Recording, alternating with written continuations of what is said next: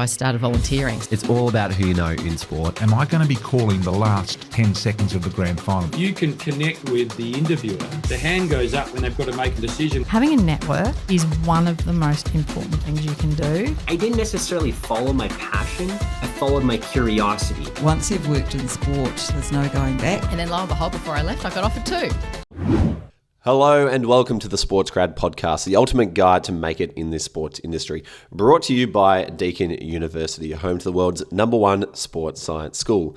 My name is Reuben Williams. I'm an ex-Cricket Australia employee who started SportsGrad to help others land their own dream job in sport, and now it's become my dream job too. Absolutely love seeing the impact that we're able to have on people's lives and their careers through the programs and products that we share, as well as this podcast too, as well as learning about other people's journeys in sport on top of that too.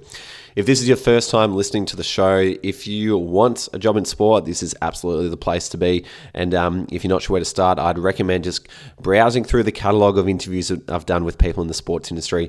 Find one that you like the look of, and you'll get to understand how they got their dream job in sport, and just keep going and you'll find out all about what options are out there for you very, very quickly.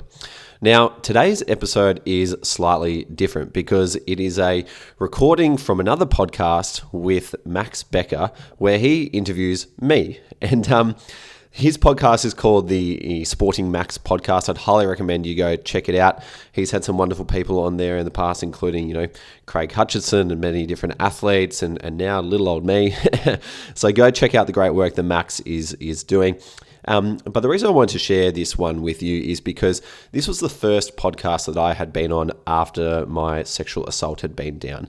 And so that meant that, a new line of questions kind of came up on this particular podcast, particularly around, the impact of that on me and the impact of going to see a psychologist through that period as well, and how that's going to help me with dealing with the trauma, as well as kind of just getting through life in general as well. So I wanted to share that with you as well, because this stuff is important to me, and hopefully encourages you to kind of get on top of whatever area of your life you may need to get on top of. On top of that, we chat more about the Accelerator program as well and the partner network that we're building. So there's a bit about the journey of SportsGrad that, some of you have probably already heard before, but some updates as well in terms of what we've been able to create in the first, few months of this year as well. It's probably been the most busy and hectic period that SportsGrad has ever been through, with the development of the program and people getting jobs and, lots of different stuff going on too. So I would highly encourage you to stick around and listen to everything that's been going on if you want to. And then, of course, go and check out the Sporting Max podcast for more great interviews with Max. But without further ado, enjoy this interview with me. Joining me on the business series today is the founder of SportsGrad, Reuben Williams. Reuben, it's an absolute honour to have you on. How are you? Max, very good, thank you. Pleasure to be here. I reckon I first came across you back in 2021, because at that point in time, I was starting my own podcast, wanted to aim high with who I could get on the podcast. I thought, let's go for, King of Sports Business in Melbourne, Craig Hutchinson. Tried to reach out to him, couldn't get out to him. And then the next week he shows up at another podcast, which is yours. And so I was like, wow, this guy's doing some amazing things. So great to be in the studio with you now and see how far you've taken it. No, absolutely, Reuben. Now, I do want to get into, obviously, SportsGrad. You just started the Speed Accelerator program into sort of cohort 2 of that now. Can you talk us through the idea and inception between that and streamlining, I guess, talent quicker into their dream job? Yeah, absolutely. Well, I guess a bit of background. So I came through a sport management degree at Deakin University, and that point of time was like many people who just love sport, wanted to work in it, had no idea how to get a job into it, and hustled for about 5 years trying to, build a brand for myself online and trying to network and trying to figure out my career direction and do all those sort of things to break into the sports industry. And did it enough that eventually I landed my dream job at Cricket Australia just before graduating. And that's when everyone started asking me, Reuben, how did you land your job in sport?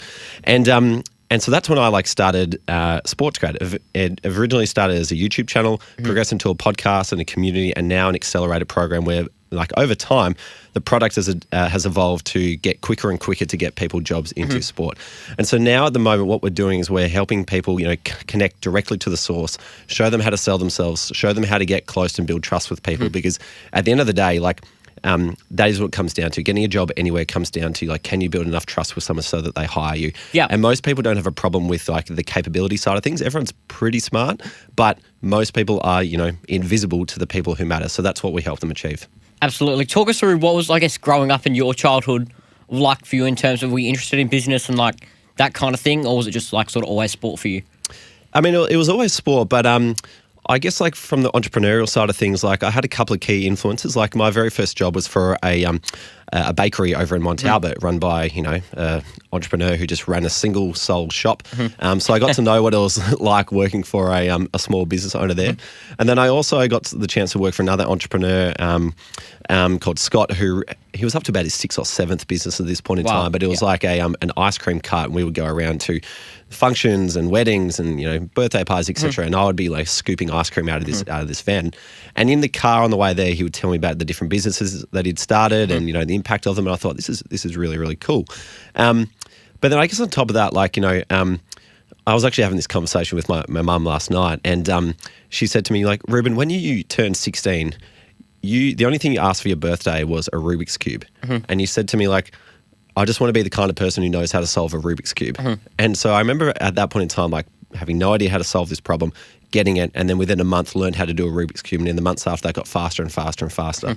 And so I guess I've always been someone who has enjoyed problem solving and enjoyed setting a goal for myself that I didn't know I could achieve, and then going to find a way to do that. And I guess that's just kind of translated into business now. Quick one. Have you got your eye on a future in sport? If you're ready to transform the industry, then perhaps get ready to study with Deakin and prepare yourself to redefine what it means to work in sport. That's what I did, at least. Deakin's School of Exercise and Nutrition Sciences is ranked #1 in the world. Pretty cool, hey? So if you want to turn your passion for sport into an impactful career, get ready to push the limits of exercise science, sport coaching, sport development, sport management, nutrition sciences, physical education, and more. You can do it all at Deakin. Apply now and study at Deakin University. Talk us through, I guess, the initiation and inception of SportsGrad. Where did the idea and things like that come from off the back of, I guess, dropping out of uni and then transferring over to a degree at Deakin? Yeah, that's right. Yeah. So came out of the marketing degree, dropped out of that, went into sport, had no idea what I wanted to do. And then the real problem I noticed was when I was talking to my friends at university and we were talking about, creating connections in sport. And they were like, was that something you had already sort of started at that stage, or? Yeah, it was. And the only reason why I had the motivation to do it was because I had dropped out of one degree. Yeah. I didn't want to turn around to my parents and say like, hey, I've dropped out of another one, or it hasn't led to a job. And so I knew sport was very much like a relationships industry, and I thought, I need to meet these people. Let's go and do some networking. But like when I talk to these other people, they'd be like, oh, I haven't got the time, or, it's a bit daunting, whatever. And so that led me to basically just recording the coffee conversations that I was having with people in sport and then chucking them on YouTube. And so that led to the start of the YouTube channel. Then when I got my job at Cricket Australia, SportsGrad continued to be a YouTube channel for the next 3 years. And I just kind of, tapped away at it slowly. But then when COVID hit, I got stood down from Cricket Australia for roughly 10 weeks. And I thought, what am I going to do with my time? I was 26 years old. I was like, this is the best point in time I'm ever going to get in my life to throw everything into what could become a business. So moved down to Lawn, just locked myself into an Airbnb down there and just started building what this little business could be and turning it into a podcast. And 2 days after relaunching it as a podcast, it became the #1 careers podcast on Apple in Australia. And then from there, it grew into, the community product and some events and a whole bunch of other stuff. But really just kind of stemmed from scratching my own itch and trying to solve that for as many people as possible. Talk us through earning, your dream job at Cricket Australia to then, you can fast track that or pipeline it 3 years down the track to then when you're sort of setting up SportsGrad. Yeah. So like landing my job at Cricket Australia at that point in time was like a dream come true. And for the amount of effort I'd put in over 5 years to try and get this job, it was like the biggest relief of my life.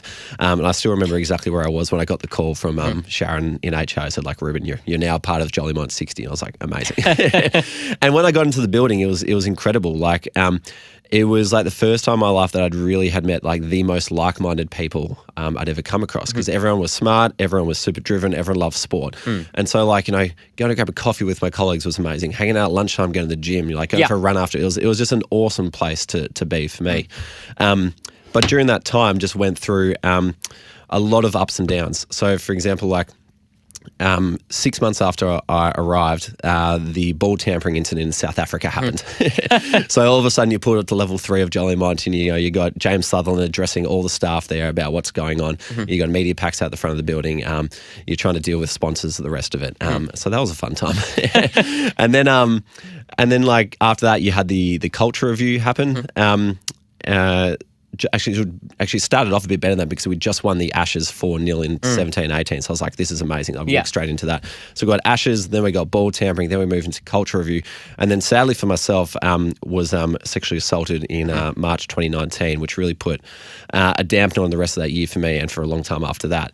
And then after that, the Women's T20 World Cup came to town, and that was amazing. And then we had COVID hit, and then I lost my job. so it was a real roller coaster of an experience when I was at CA. What was it like being inside Cricket Australia through that one culture review and two, the ball tampering saga?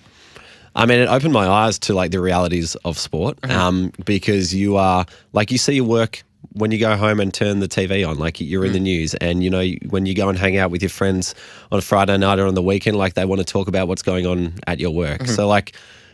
I mean, it was interesting, like better than being bored. Yeah. But you're obviously dealing with very serious incidents and with people who are, you got to be sensitive with as well. So like it is hugely impactful in terms of the reach and what it does for the people involved. But in terms of being involved for it, like.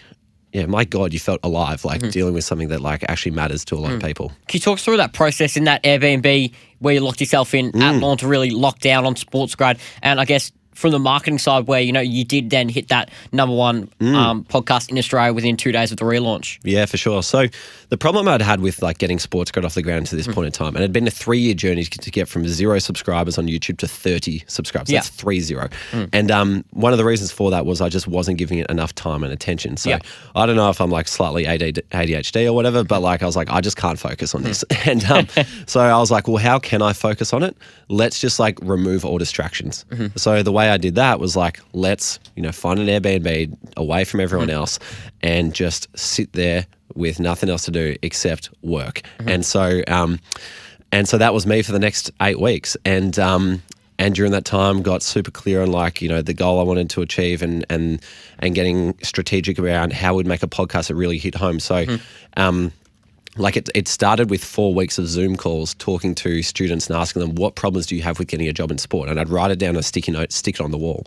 And then basically just tried to create a podcast that reverse engineered the problem that students were having. Yeah. And so that meant every single question that I asked someone who was coming on the show was like considered based on, I can predict that the answer they're going to give me is going to help someone get closer to a job in sport. And so I guess it surprised me that it hit home and took off, but at the same time, like, I put a lot of work into understanding what would work at the same time. And so that's kind of how I spent that period. What were the foundation goals for you at the beginning? Really, not that much. Like going into that period, I thought, I know, like one of the reasons why I hadn't given up on SportsGrad over those 3 years is because every now and again, someone would send me a message and say, Reuben, this has been really helpful. Yeah. And that would be enough for me to keep going. Like, I can still remember, like, there's a guy called Cam Smith up in Brisbane who connected with me back in 2018 who would literally, like, message me and say, hey, thanks for this YouTube video. I'm like, oh, good. I'm glad someone cares. So to be honest, like, my goal for that period was really just, like, to find out, can this be something? Or is it a flop and then get rid of it? Because in my mind, that was an equally good outcome to just free up that headspace. Yeah. So really, like, it was just like, just validate the idea, yes or no. That was the only goal. Where do you go to after that idea, is validated? Well, yeah, I mean, like, hitting the number one spot on the careers charts probably validated it. And then so there's so many options like that you could have gone to first in terms of which you do have now in terms of membership platform and then streamlining talent and all kinds of things. Where did you sort of jump to first? Yeah, great question. I mean, like, it wasn't really by any sort of like strategic design. I was listening to a podcast with Brendan Bouchard walking around Frog Hollow in Camberwell, and it was like the podcast was like 10 ideas to make money online as a creator. Yeah, and one of them was like subscription revenue, and it was talking about the pros and cons. And I was like pros, it comes in every month, and I was like, oh, that sounds nice. So I thought, well, how can I create a subscription product that generates money every month? So then started, again, reverse engineer, like, what do people need, and how can we put that into something that they need every single month? Yeah, and so that was kind of led to the first direction of what SportsGrad would sell.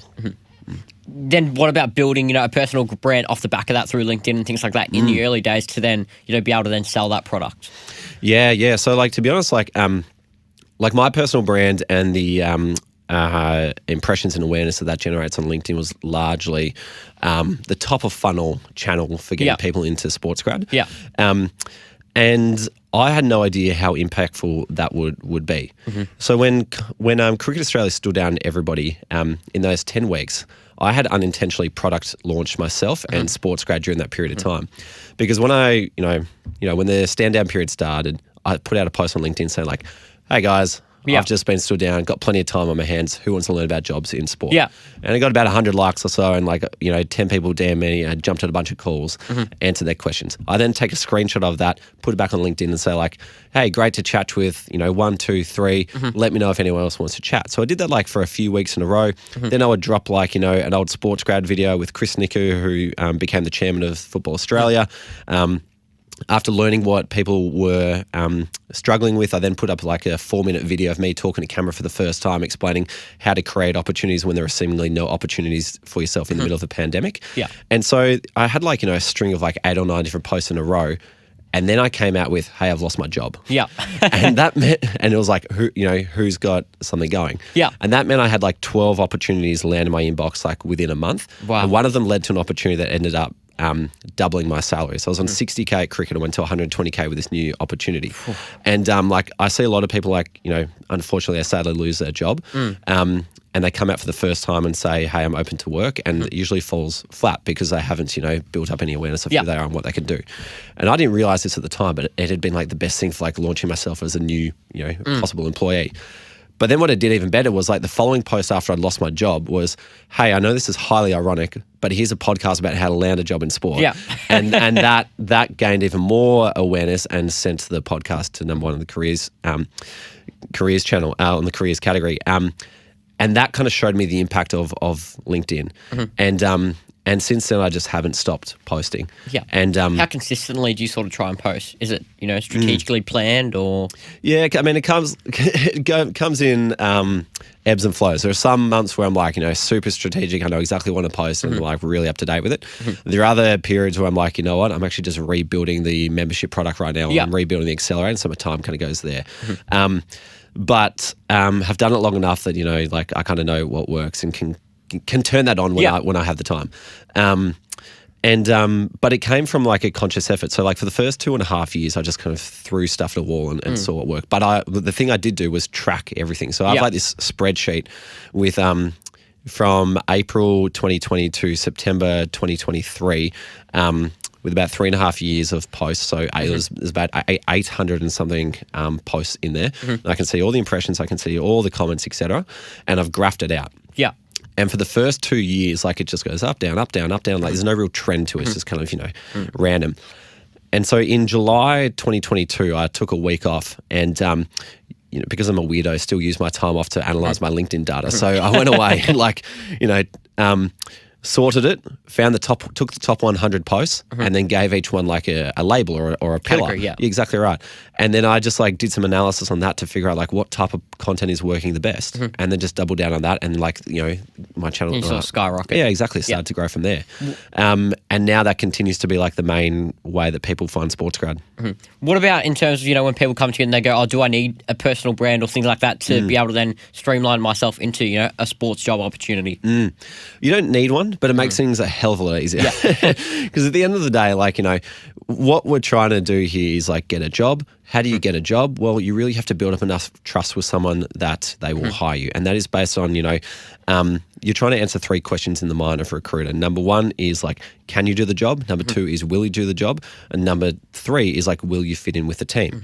And if you know the recruiter personally, and that's enough for you to get the job, then the job done. You don't need a personal brand. But you don't want to hedge all of your bets on one connection. It's like taking your entire stock portfolio, putting it into one stock and hoping that makes you rich. So ideally, you will increase your surface area for luck the more relationships you have and the more trust you have built with people. So you've got 3 ways you can do that. You can do that in person, you can do that on paper through handing in your resume, or you can do that online. And online is by far the quickest way to scale your personal brand and build trust at scale. Because if you've got 2 hours to allocate to any one of the 3, you might spend 2 hours writing one resume, you hand it into SEN, and if they look at it and they like you, you might get to meet one interviewer, but if they don't like you, it gets dismissed within 5 seconds. Or you can take those 2 hours and go to a networking event and meet 10 people. It's like, cool, you've grown your brand with 10 people. Yeah. Or you can take those 2 hours and turn it and use it to write a post on LinkedIn, and now you can potentially influence 1,000 people or 10,000 people.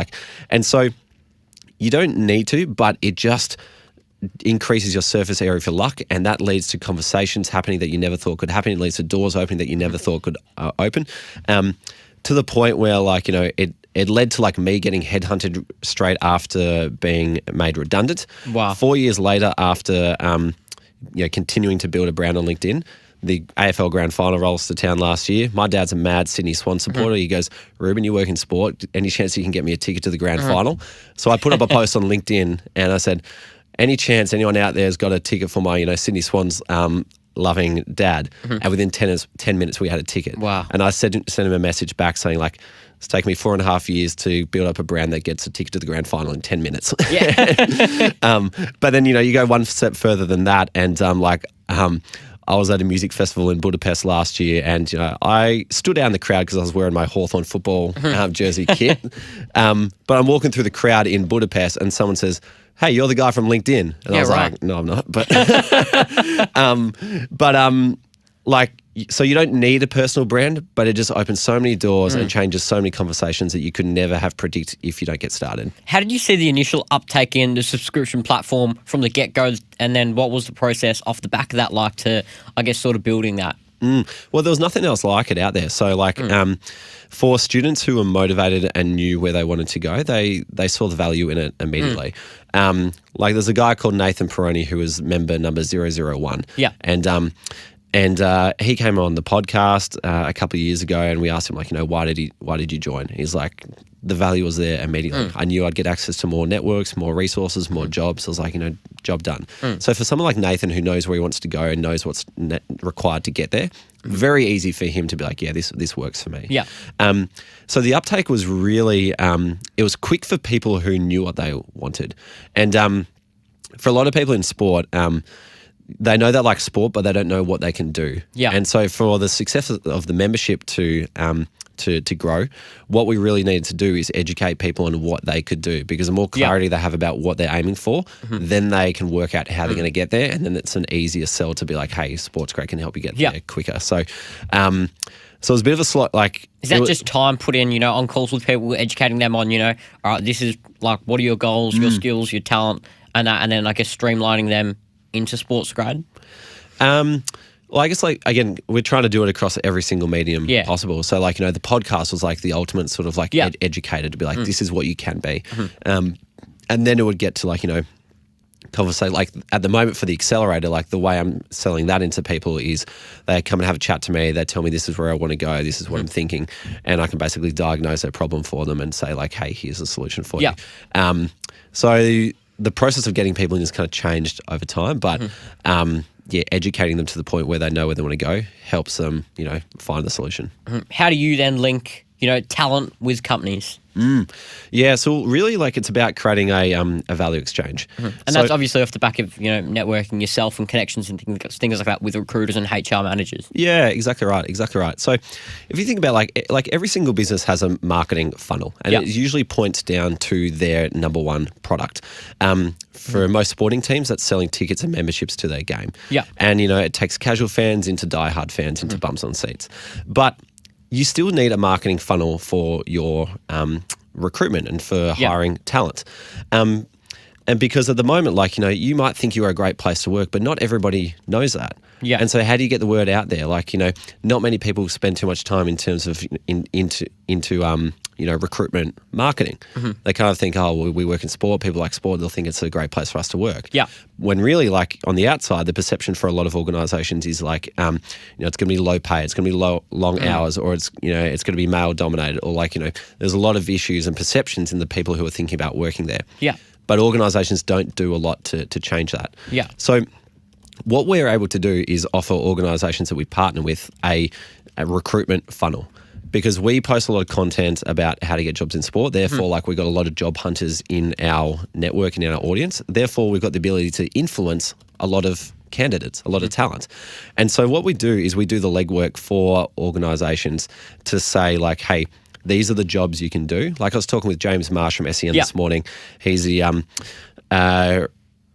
revenue and fan growth manager. I think I've butchered that for James, but it was a title that he didn't even know. His job changed 4 days into the job. Yeah. And so, like, it's no wonder that people don't know what they want to do when they get into sport, because so many of the job titles are just so random. So what we do is, like, we help sports organisations,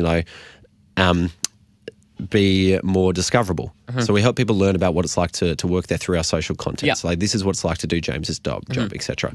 Then what we do is we, like, get people, we just increase their understanding of what it's like to work at their organisation. So last year, Shea Bolton Brown comes to one of our events and talks about, the Mavericks, what it's like to work there and what they're building. Yeah.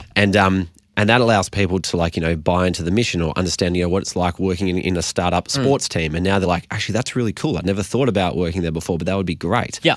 And then, like, when it comes time for, say, the Mavericks to recruit, and they can come to us and say, like, hey, Reuben, who do you know who would be fit for this role? Yeah. Or vice versa, like, someone like James comes through our program and he's looking for a commercial type job in sport. I'm like, the Mavericks are pretty progressive. Like, I think you should go talk to this person over here.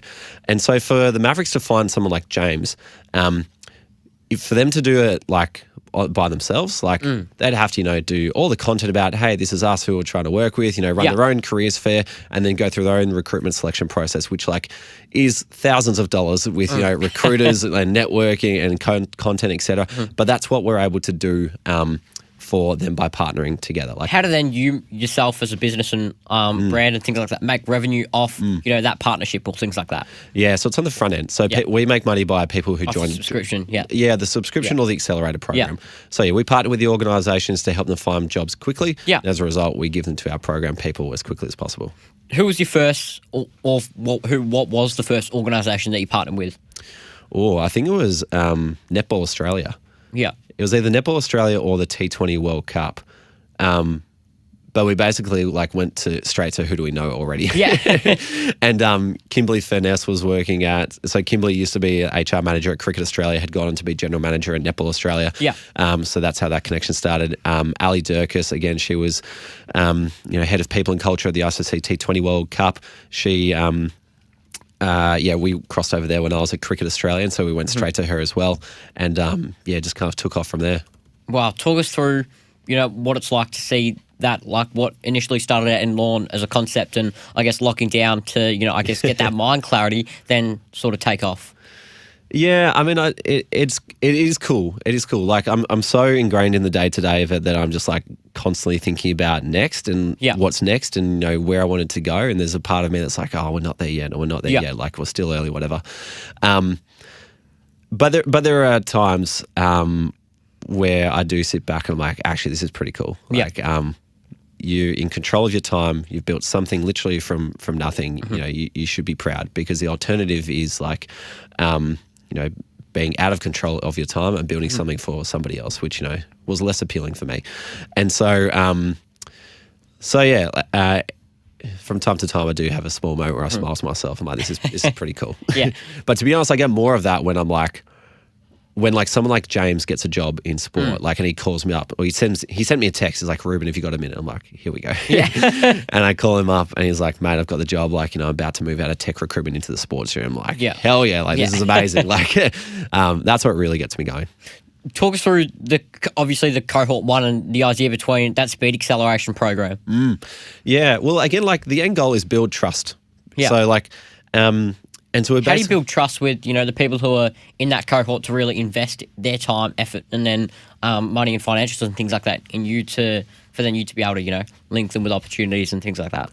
Yeah, so I build trust with them to join my program by just showing them the results. Yeah. Like SportsGrad's helped people land over $700 in sport.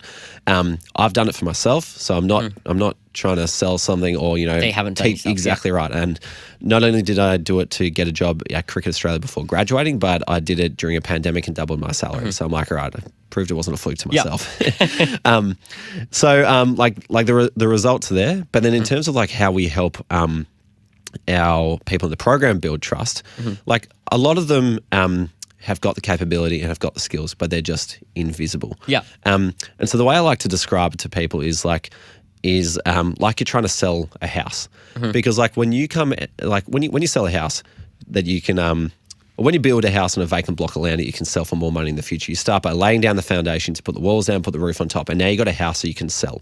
But even if you've got the best house on the best street in Melbourne, it still doesn't just sell itself. First, you have to understand like what has the house got to offer, and who is the right buyer for this house. Is it a young family who can flip it? Is it a big family who can move straight into it?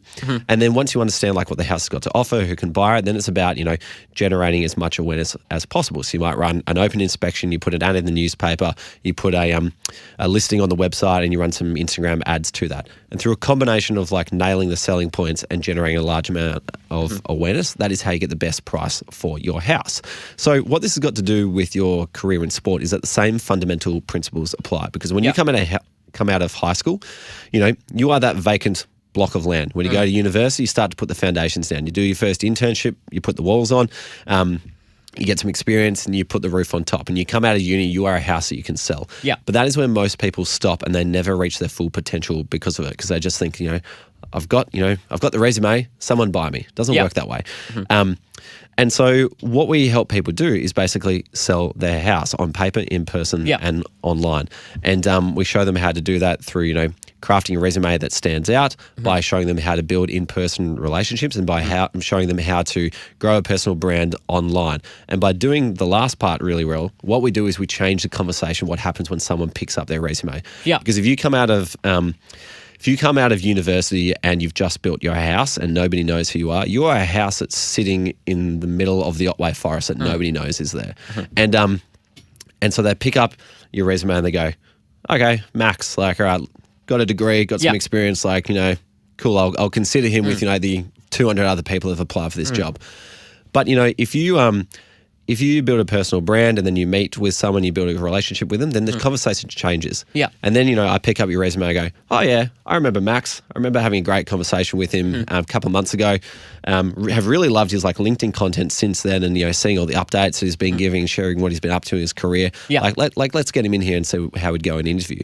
You haven't had to get more experience. You haven't had to do any more education. You haven't had to do any more volunteering, but you've been fast tracked just by building up that trust through networking and online. And so that is the entire goal, to change the reaction that people have when people pick up your resume. Talk us through your ability to network in the early days, and how you seen yourself develop, I guess from a leadership standpoint as well. Yeah, sure thing. So I really kind of got started out of necessity. I am inherently an introvert, and didn't enjoy the whole networking piece, and, wasn't good at communicating. But what I hated even more than that was probably appearing to be a failure. Yeah. And so again, going back to when I dropped out of one degree and moved into the sports degree, I didn't want to fail at that. And I could see that networking was an important part of it. So I was like, well, I'm going to learn. Yeah. And I remember the first time that I went to a networking event, I was absolutely packing my dacks. Didn't want to talk to anybody there. And I remember the first time that I called up a professional to ask them for a coffee.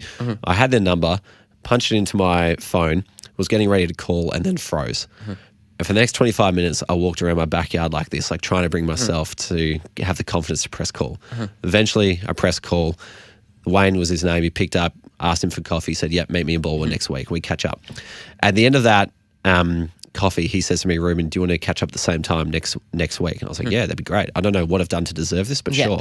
And then halfway through that coffee, he said, hey, Reuben, I'm also the coaching director at Prahran Junior Football Club. We need an operations manager. Do you want to do it? And I was like, yeah, that'd be great. Yeah. And so basically by throwing myself into this, it led to connecting with this, highly influential person who used to work in the Melbourne Football Club, who then opened a door to a job to me that I never knew existed. And then I was like, well, networking's great. Yeah. So then I just thought about, well, how can I meet more people, and how can I make those conversations more enjoyable, and how can I offer value in return? And just by seeing and experiencing the benefits of it, I just, started to enjoy it more. How do you network abroad so then you can, I guess, connect your talent and things like that to, organisations like Chelsea FC, Wembley Stadium and things like that? I mean, the same sort of process, the fundamentals don't really change. Certainly, having a personal brand now on LinkedIn makes it much easier to reach out to people on LinkedIn, because if I send a message to you and say, hey, Max, do you want to meet up? Yeah. First thing you're going to do is look at my profile, and you're going to make a decision whether I am worth your time or not. Yeah. And so first thing you got to do is have a profile worth responding to. And so over the course of 4 or 5 years have hopefully built up a profile worth responding to. And so that means when I head overseas and want to reach out to someone at a Premier League club or whatever, hopefully it's an easier way to get a conversation with that person. But I want SportsGrad to be able to connect people in Australia to jobs in the UK, to jobs in the US, and basically allow this network to take their career around the world as far as people will see their potential going. And so my job to help enable that is to kind of create the networks first so that the people can follow after that. And so yes, I'm trying to connect with people in Australia to say, hey, we've got all these great people. But I'm also trying to connect with people around the world so that, those pathways can exist as well. But at the moment, when you're doing it from Australia, it's just Zoom. So I connected with a bloke called Alex Fraser, who's the head of partnerships at the Liverpool Football Club. And he connected with me on LinkedIn, just sent me a connection request. And I was like, this is cool. The head of partnerships at Liverpool wants to connect. And so I just sent him a voice note. And I was like, hey, Alex, awesome to see your name pop up. Wonder any chance you've got some time, to catch up. Be great to hear what you guys are doing. And he responded with hey, Reuben, I've never received a voice note on this platform before, and I've certainly never sent one myself, but yeah, sounds great. And then we ended up chatting for an hour. It turns out he's from Sydney. I thought he was from the UK, but and he was friends with my good mate Josh Martin, who went. Wow. Honestly, just through Zoom with the same sort of means that you would do locally in Melbourne. What's the number one networking advice you could give to anyone just starting out? Oh, great question. If you're just starting out, the biggest fear that I certainly had, and I see other people have, is they worry about what other people are going to think of them. And that usually stems back to I am not offering enough in this conversation. And I guess the advice I have for people is that you don't have to offer anything. When you are starting out, particularly at a young age and networking with people just to learn, the people you are connecting with are under no illusion that they are going to give more value than they receive. Yeah. And that's okay. Because at some point in time, they sat in your chair, and someone gave them the time of day. Yeah. And the sports industry is that kind of industry where there are a lot of people prepared to pay it forward because someone paid it forward to them. And but at the same time, people feel good giving out advice and paying it forward, and so people want to connect with you. So I guess the advice I would give is don't worry if you offer nothing, because that is okay. But you are also making other people feel good and feel valued by asking them for their opinion. So even if you just ask a question and sit in silence like I did for 45 minutes with Wayne, that's totally okay.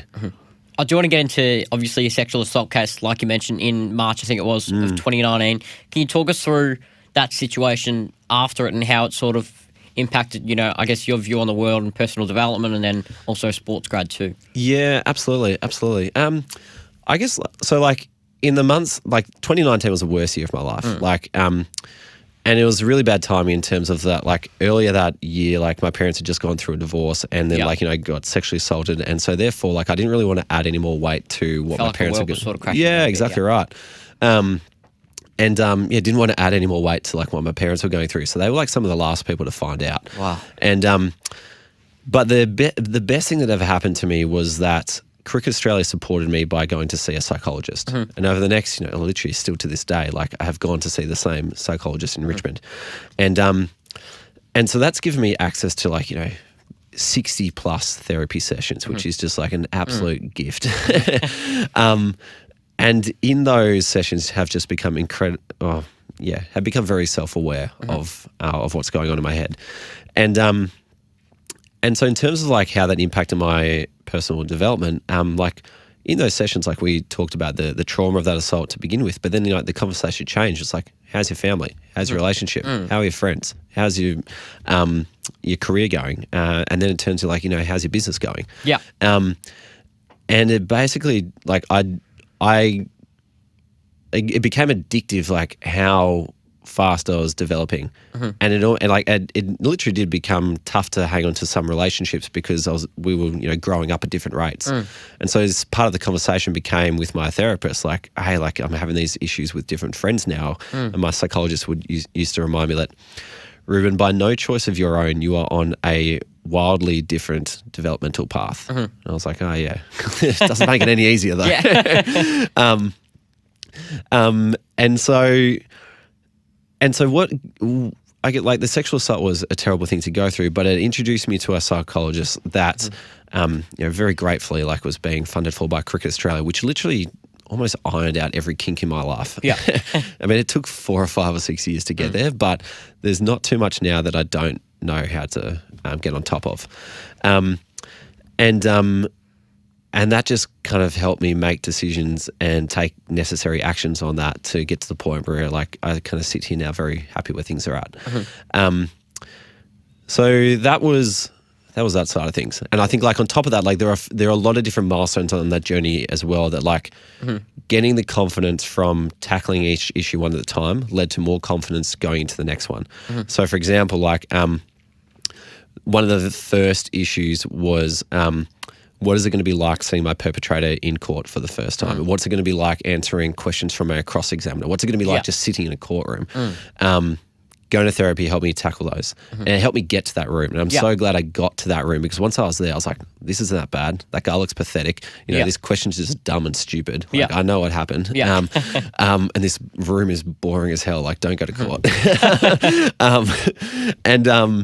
But then I walked out there like as proud as I've ever felt in my entire life. And so then when like, I got called back because it had been appealed and we were going through a retrial again, it was super frustrating and annoying because I was like, this is just dragging on much longer. You feel like you sort of put it behind you and... Yeah. I really wanted to put it behind me.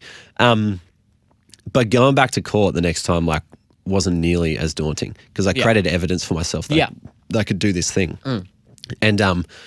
And so, like, answering the questions of the crossing examiner, I was like, I knew what to expect, and like, I knew just like to have fun with it because, like, I mean, like, you want to do your best, and you obviously want to tell the truth, but I was like, he's trying to trip you up, and then, like the whole thing, like I remember getting to the day, and I was like, this is just like a formality more than anything, and the most annoying thing was like, it's just.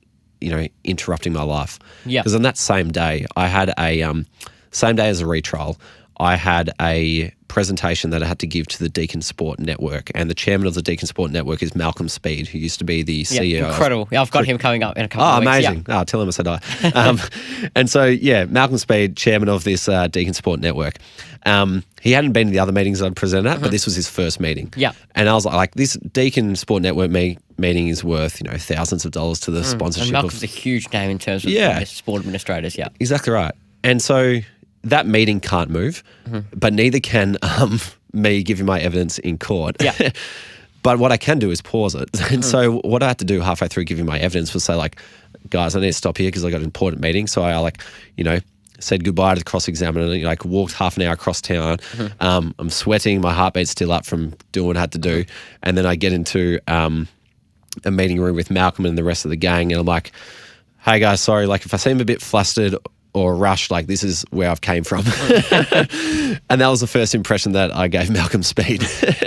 But like, that's just what you got to do when like you are trying to run your own business, and you know that sponsorship's incredibly important, but you also deeply care about the outcome of this case. And you know, you can't take a mental health day because, you know, you work for yourself, and if you don't work, you don't work. And so like, but getting to a point in time where I'm like, I feel fine doing all this, like it's just a formality. Yeah. That doesn't happen unless go through the, you know, the 60 sessions with a psychologist to be like, you know, I can tackle this.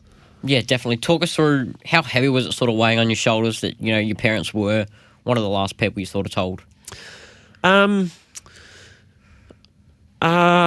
guess I just didn't know how to like bring it up with them, because like, you know, they're like, you know, the people I care about the most, and you never want to upset the people who you care the most with. And so I was basically coming to them as the bearer of bad news. Yeah.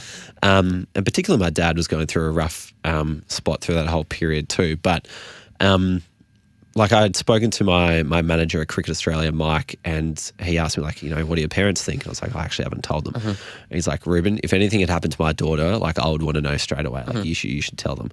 And so eventually I told them. And it was tough, but like they were incredibly supportive. Yeah, like I'm obviously glad that they know. You mentioned before in terms of like being on a different trajectory and I guess fast-paced growth scale in terms of your personal development compared to some of, you know, your other mates and friends and things like that. How do you sort of go about that, you know, when you're on, I guess, a bit of a quicker, rapid scale to them? Yeah. I mean, it's do you try and maintain those friendships, or how difficult is that? Yeah, this is a great question. I think something that, you know, a lot of young people should, you know, it's an important thing to understand when you're growing up, because there is this tension between like trying to become the person who you want to become and also like still ending up at the end result with the people who are closest to you. Yeah. You don't want to burn everyone along the way. What I've found through doing it the hard way is, you know, lost some friends in the process, but has also meant that I've valued the other ones incredibly more, even more. Exactly right. And so like I went through a period where like, you know, like we're all shaped by feedback loops. And I was on this incredibly, you know, tight feedback loop where every single fortnight I'd go to a psychologist and, you know, self-reflect and work on my life. So things were progressive rapidly. And at that point in my life, you know, I was maybe 25, I think, and I was like, I just want to, you know, become as good as I can be, reach my potential as quickly as possible. I don't really care what's standing in the way. Yeah. And that meant that, like, you know, there were people that like got left behind in the process, because at the time I was like, you know, pretty hard and fast about. I was like, well, you're not a part of my future, so like, you know, I'm not going to hang out with you anymore. Yeah, so that tunnel vision. Yeah, exactly right.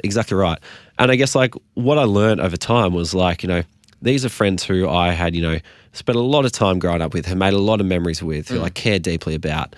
And like when SportsGrad started to become a success, I was like, shit, they're not there to like celebrate with me, and I really miss that. And that's when I really felt like, okay, like, was this worth it? Yeah.